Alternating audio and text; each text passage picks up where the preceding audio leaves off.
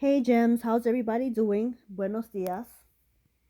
I came across the devotionals as I was reading the Bible, and I want to share it with you guys. The devotional is called "The Future Is Now," and it's by author Carol Van Kloppenberg. And the verse she got this from was Hebrews 3:13, and Hebrews 3:13 reads, "But encourage one another daily, as long as it is called today, so that none of you may be hardened by sin's deceitfulness." This is from the New International Version.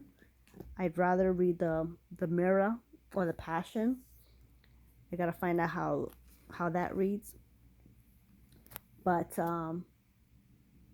she got that from this scripture, and from what I'm getting from that, it's just sometimes when we make boo-boos or mistakes or have a wrong mindset that draw us to do things maybe we shouldn't do, or even beat up on ourselves, that kind of, if we allow it to saturate us, it starts to deceive us and starts to sway us away from whatever thing we were focused on, purpose, calling, whatever activity you were already working on. Sometimes we just become so hard on ourselves and allow that spirit to overwhelm us.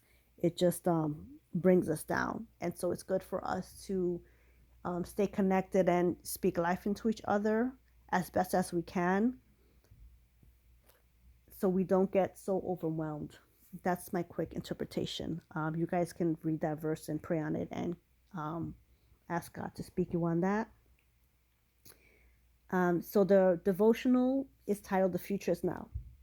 Sometimes we think we will start to live at some future date. Our drive to the mythical future prevents our savoring the present. It becomes simply a step with no meaning of its own. I do the dishes so I can get to the laundry. I read to my children to augment their verbal skills. But said Sophie Kerr, the future is now. We shape our future by how we handle the present. In each moment, the real future for the real me is now. What does this mean? The future is now means you are seated in the presence of God, knowing that the future is now, that each moment in the Lord's frees us from seeing all of life as work. A theater professor at a college I attended demonstrated what it means to know the future is now. He arrived on campus before 7 each morning. He was often on campus until 10 at night. He was hardworking and creative.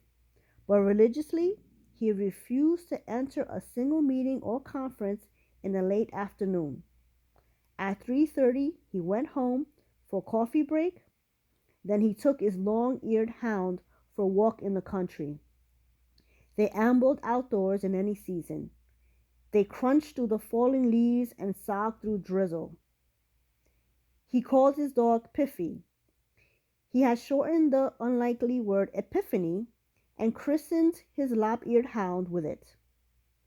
As a college student, I thought it was a preposterous choice of names, but looking back now, I approve.